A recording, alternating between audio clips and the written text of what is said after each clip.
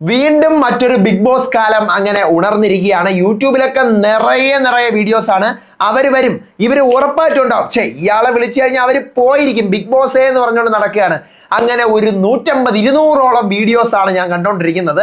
നിങ്ങളും കാണുന്നുണ്ടാവും. Prediction list എന്നൊക്കെ പറഞ്ഞ് തുടങ്ങിയിട്ടുണ്ട്. പ്രഡിക്ഷൻ ലിസ്റ്റിന്റെ സമയമൊന്നും ആയിട്ടില്ല, ഓഡീഷൻ തന്നെ വിളിച്ച് തുടങ്ങിയിട്ടില്ല. പക്ഷെ ഓഡീഷന്റെ ഒക്കെ സമയം ഏതാണ്ട് ആയി കഴിഞ്ഞു. ഏതാണ്ട് ഒരു 2-3 ആഴ്ചക്കുള്ളിലൊക്കെ ഓഡീഷൻ കോൾസ് ഒക്കെ പോയി തുടങ്ങും. അപ്പൊ ആരെയൊക്കെ ആയിരിക്കും ബിഗ് ബോസ് വിളിക്കുന്നത്? ഈ വീഡിയോയിലൊക്കെ കാണുന്ന പോലെ വിളിക്കുവോ? നമുക്കറിയാം, ബിഗ് ബോസ് എപ്പോഴും ഓരോ കാറ്റഗറൈസ് ചെയ്ത് കുറച്ച് ആൾക്കാരെ വിളിക്കും. അതിനകത്തൊരു ഇമ്പോർട്ടന്റ് കാറ്റഗറിയാണ് വൈറൽ താരങ്ങൾ.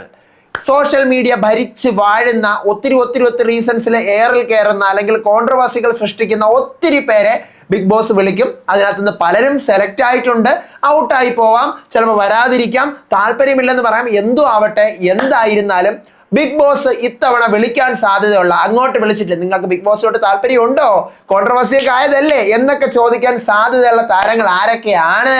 നമ്മുടെ എക്സ്പെക്ടേഷൻ ആണോ?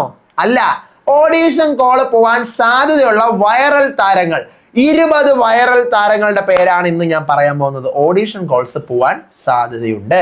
നോക്കിയാലോ ആരൊക്കെയാണെന്ന്. അപ്പൊ ഇതുപോലത്തെ അപ്ഡേറ്റ്സിനായിട്ട് ഇപ്പൊ തന്നെ എന്ത് ചെയ്യണം പറയാം.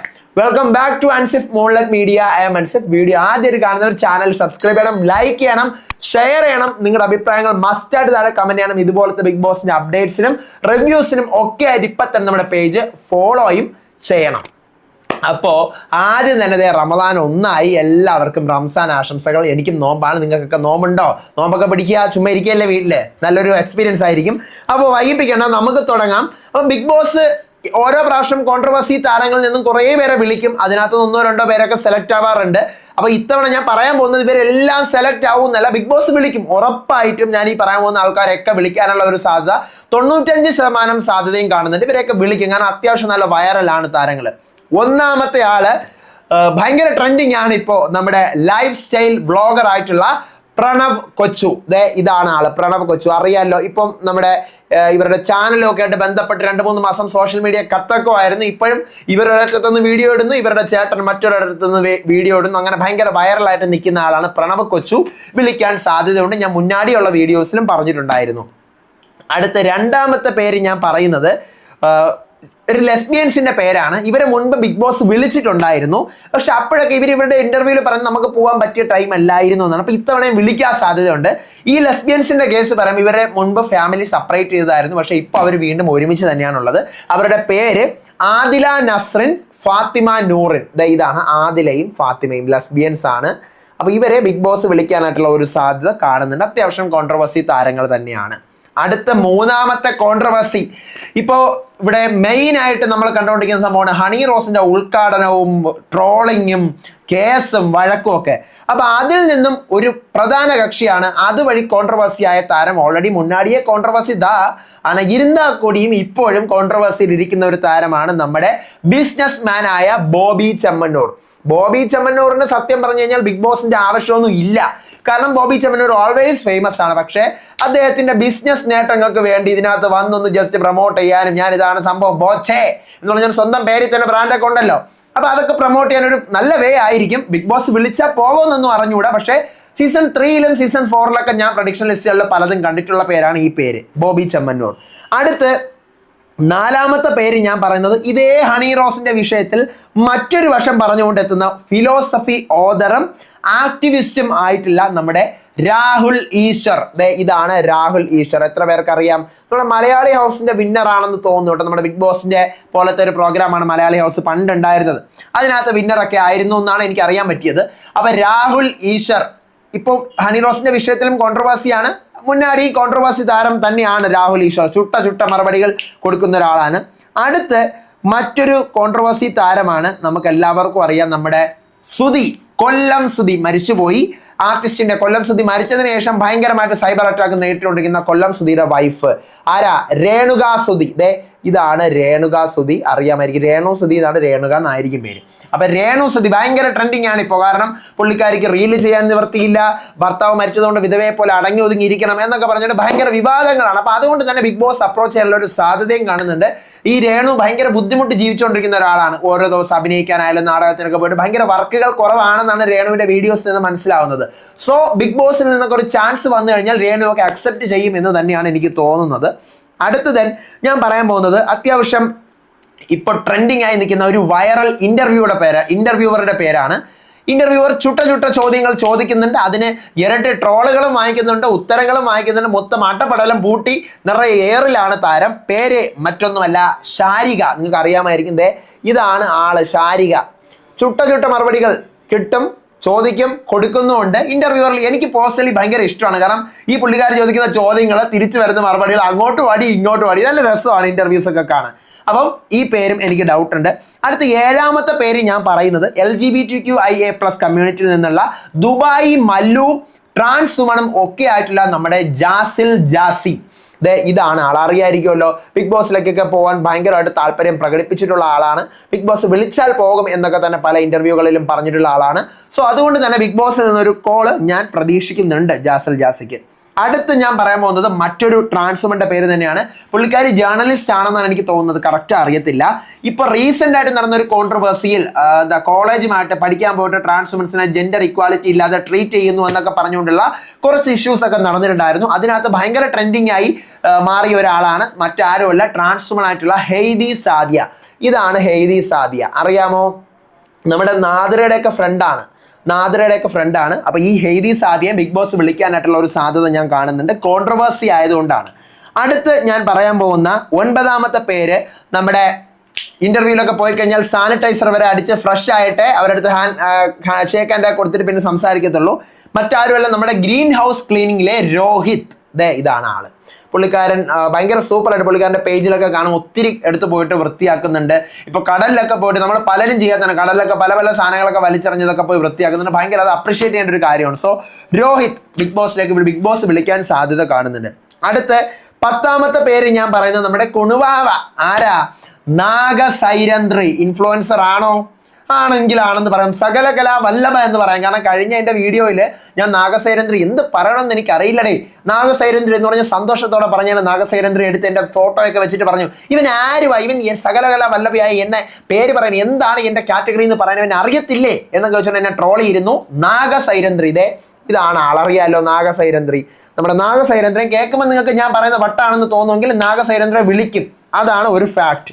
അടുത്ത 11ാമത്തെ പേര് ഞാൻ പറയുന്നത് ഒരു ആക്ടറിന്റെ പേരാണ്. ആ ആള് ആക്ച്വലി അത്യാവശ്യം കോൺട്രവേഴ്സി താരമാണ്. ഇപ്പോൾ നമ്മുടെ പുതിയൊരു ലൈഫിലേക്കൊക്കെ പോകുന്നത് കൊണ്ട് തന്നെ അതിൻ്റെതായിട്ടുള്ള ചെറിയ കോൺട്രവേഴ്സിയും കാര്യങ്ങളൊക്കെ കൊണ്ട് പേഴ്സണലി ബിഗ് ബോസിലേക്ക് വരണമെന്ന് ഞാൻ ആഗ്രഹിക്കുന്ന ഒരാൾ കൂടിയിട്ടാണ്. ആക്ടറായിട്ടുള്ള നമ്മുടെ ജിഷിൻ മോഹൻ. കുറേ നാളായിട്ട് മലയാളി പ്രേക്ഷകർ ആഗ്രഹിക്കുന്നതാണ് നമ്മുടെ ജിഷിൻ മോഹനെയൊക്കെ ബിഗ് ബോസിൽ ഒന്ന് കാണണമെന്ന്. അപ്പൊ ജിഷിനെയും ബിഗ് ബോസ് വിളിക്കാനായിട്ടുള്ള ഒരു സാധ്യത കാണുന്നുണ്ട്. ദെൻ അടുത്ത 12ാമത്തെ പേര് ഞാൻ പറയുന്നത്, എനിക്ക് തോന്നുന്നു ആരും ഇന്ന് വരെ അങ്ങനെ ഒരു പേര് ചിലപ്പോൾ ചിന്തിച്ചിട്ട് പോലും ഉണ്ടാവില്ല ആ ഒരു പേര്, പക്ഷെ ഞാൻ ചിന്തിച്ചു. ഞാൻ പറയാം, ബ്ലോഗർ ആയിട്ടുള്ള നമ്മുടെ ഉണ്ണിക്കണ്ണൻ. ആരാണ് ഉണ്ണിക്കണ്ണൻ? വിജയുടെ ഭയങ്കര വലിയ ഫാനാണ്.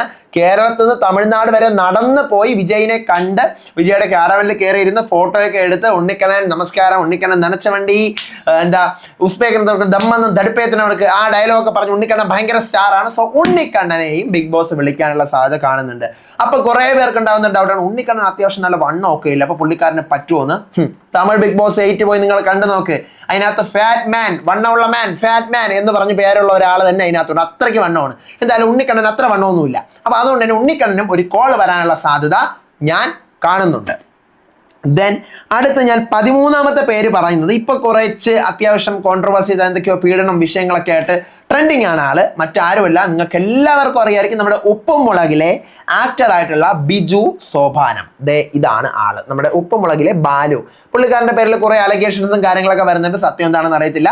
കുറെ കേസുകളും കാര്യങ്ങളൊക്കെ വരുന്നുണ്ട്. അപ്പം ആ ഒരു കേസിൽ ട്രെൻഡിങ് ആയി, ഓൾറെഡി മുന്നാടിയെ ട്രെൻഡിങ് ആണ്, ഇപ്പോ കുറച്ചുകൂടി ട്രെൻഡിങ്ങിലേക്ക് വന്നിട്ടുണ്ട്. അപ്പം ബിജു സോപാനത്തെയും ബിഗ് ബോസ് അപ്രോച്ച് ചെയ്യാനുള്ള ഒരു സാധ്യത ഞാൻ കാണുന്നുണ്ട്.